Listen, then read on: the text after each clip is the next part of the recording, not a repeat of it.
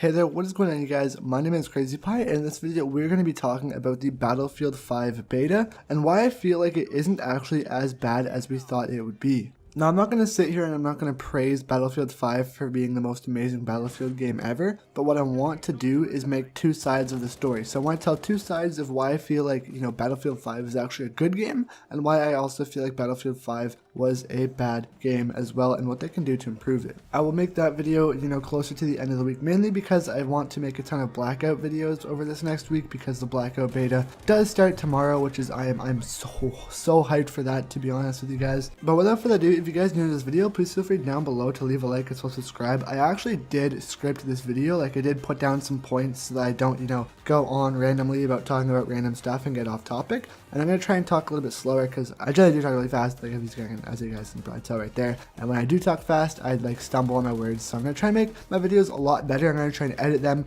a lot better. I'm going to try and script more of my videos so that I make them a lot easier to, understand and a lot more clear. So I may just get straight to the point. And yeah, if you guys are excited for this, whole thing, subscribe and leave a like. And without, going on and on, let's get straight into why Battlefield 5 isn't as bad as we thought. So the first reason why I feel like Battlefield 5 is not as bad as we thought it would be, and why I feel like, the pre-order sales are a little bit lower than what they should be, is mostly because of the guns. Alright, so this is just a personal point that I wanted to put, but the guns are basically World War II guns, as you guys can tell. The only reason why Battlefield 1 didn't last that long, and obviously, yes, they did have DLC weaponry, like, obviously that really tiny finger pistol, but, this game is set in World War II, right? That's about, 40 years almost, just a little bit less than 40 years after the First World War. So obviously, DICE is going to have 40 years underneath their belt to, work on Battlefield 5, which makes it so that 40 years worth of weaponry. So, obviously we're not just going to have those generic guns from Battlefield 1. We're going to have so many iconic World War II guns. And by iconic, I mean obviously the PTRS sniper rifle, the Kar 98K sniper rifle, the STG-44 assault rifle, MP40 submachine gun, PPSH submachine gun, the trench shotgun, the trench gun. We're going to have all these iconic guns in Battlefield 5, which we can already see right now. In the beta we have the STG-44, we have the Lee Enfield sniper rifle, we have the Gewehr 43, we also have the M1A1 carbine, which is super, I believe it is very patriotic to America. The M1 Garand is not in this beta, but I can almost guarantee you that the M1 Garand will be in the final version of the game. So all these guns are super iconic, and World War II had some pretty great guns, which is why I really do like this, and it's just a personal opinion, but personally I really do enjoy the set of weapons that were in the Second World War because they were just super iconic. And in my opinion, there's going to be a lot more just better weapons within Battlefield 5 than there ever will be within Battlefield 1, which just makes sense because obviously they're not going to have more guns in World War 1 than in World War 2, which means Battlefield 5 obviously is going to have way better guns than Battlefield 1. Now the second point that I want to mention on why it's not that bad of a game is mostly because it's different from other Battlefields in the point of weapon upgrades as well as weapon customization. So in Battlefield 5, basically weapon attachments come in the form of customization. So if you guys don't know, if you guys go to the actual weapons, you can basically change every single thing about your gun. So my STG currently has 2 different sets of attachments on it, and it's actually pretty cool. So I have a green set of attachments on my gun, and then I also have a blue set of attachments on my gun, which is tactical. So, in Battlefield 5, you can change everything from the sights, the muzzle, the barrel, the magazine, the receiver, the rear grip, as well as the stock. And, there's different types of attachments in here. So, you can get iron sights with different sprays on them. You can get, the aperture sight, which is what I am actually using in this gameplay.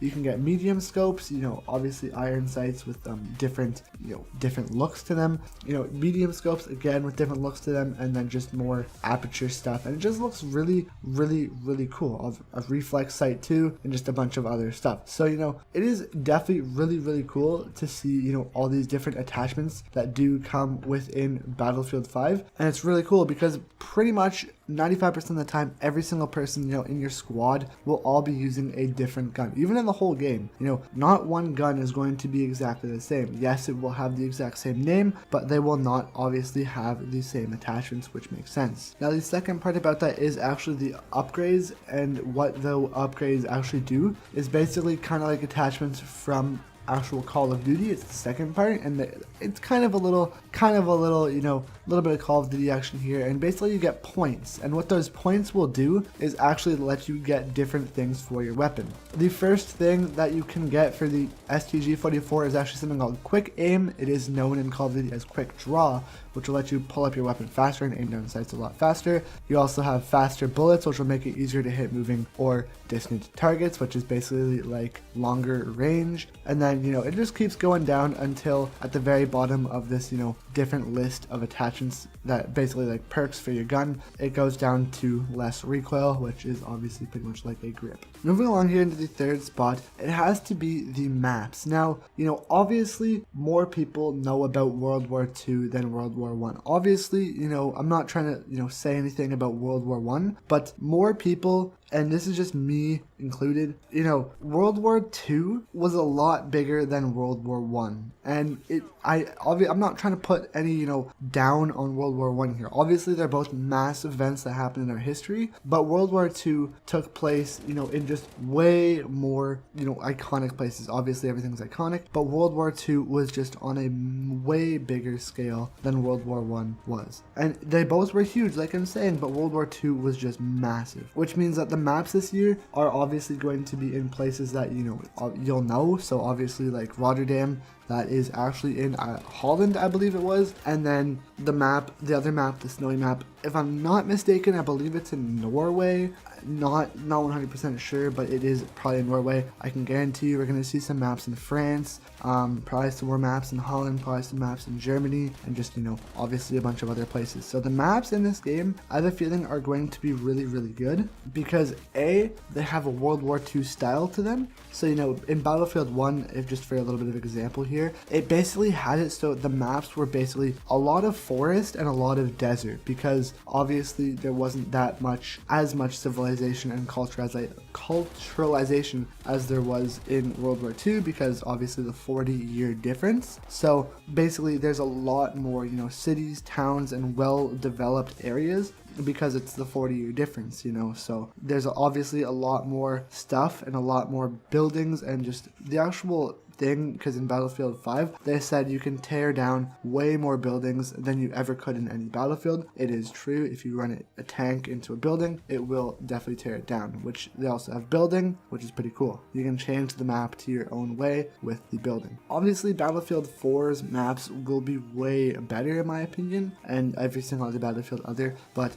this, in my opinion, is definitely way better and a step ahead than Battlefield 1. Now, the next thing I want to talk about, the number 4 spot, will be Tides of War and why it's unique. So last year, I believe, I don't know if we got Tides of War in Battlefield 1, but I do remember that we did actually get Grand Operations, which is basically just operations, but to a bigger scale. Tides of War is basically Grand Operations, but to a bigger scale, if I do believe. What it is, basically over the course of Battlefield 5, we will get more and more Tides of War events. So right now, just to give you guys a small scale example, right now we have the Narvik Tides of War, which is the shock troops. So it's obviously on the map Narvik, and that basically takes place, and what it is you basically pair a troop in and you gotta try and destroy the flak guns, and then basically on day 2 you gotta take over and conquer the towns and villages, which is pretty cool. And then in 2 days from now, I believe we will get another Tides of War, which probably will take place on Rotterdam, which will basically give us, more area to the map that we've probably never played before. And I think it'll be pretty cool. So to put this up on a bigger scale, over the course of Battlefield 5, maybe we'll have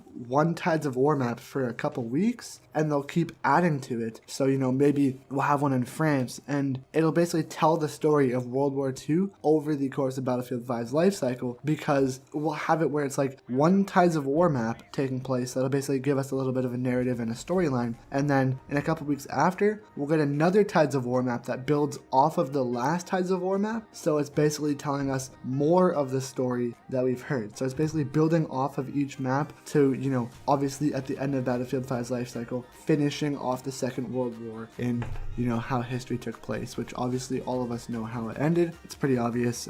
It happened like almost 100 years, almost like around 75 years ago. So, you know, it's going to be pretty cool with the Tides of War to see how that plays out and just tell a narrative throughout the life cycle of Battlefield 5. Now, the last thing is pretty short, but I've heard a lot of YouTubers say this also, and I really did notice it too when I picked up a gun. The guns, from what I believe, have predictable recoil, and the gunplay is just really good in Battlefield 5. Obviously, like I said, with the attachments and stuff, but I feel like the guns have predictable recoil, because if you pick up a Sten and then you pick up an STG-44, I don't think they have the same recoil pattern, and that's pretty cool, which means you can memorize how you have to, you know, use your stick or use your mouse with that certain gun, so that, you know, you basically know what the recoil is and you know how it works, which is pretty cool. I like that in my opinion, because obviously, you know, it makes it so that you can learn more about the game and so that you can learn how everything works in the game, which is pretty cool. So predictable recoil and the better gunplay is definitely a plus in my opinion. But yeah guys, I'm going to be going over another video talking about 5 reasons why I don't like Battlefield 5 and what they should probably fix. I don't know if I'm going to be getting this game. I really do like it though. It's actually so much fun, but I'm going to be way more invested into the new Call of Duty this year, as the Blackout trailer looks sick. Looks so good. So I don't really know how invested I'm going to be in Battlefield 5 this year. Maybe I'll get it in the new year. But then again, we also have the Division 2 as well as Anthem coming out. And we also have Fallout 76 way before that too. So it's just going to be a little bit of a clustered up year. I mean, I don't know when I'll get Battlefield 5. I definitely will get it probably, but I don't know when, because I have so much of the other games coming out that I'm so looking forward to. But this is definitely a good beta in my opinion. Definitely one of the better Battlefields that I've played. I really do enjoy it. Way better than Battlefield 1, and you know, obviously it's a step in the right direction. The women in it do kind of kill the realism, obviously, because women in a World War II game could easily kill the realism, but it is not a bad game whatsoever. But yeah guys, like I said earlier, like, subscribe, all down below. Comment what you guys feel about Battlefield 5. I'm pretty excited for it to come out. I don't know how it will perform, but it's going to be definitely really cool. So yeah, thank you guys so much for watching this video. If you did enjoy, like I said, like, subscribe, all that down below. I'll see you guys later. Peace out, you awesome people.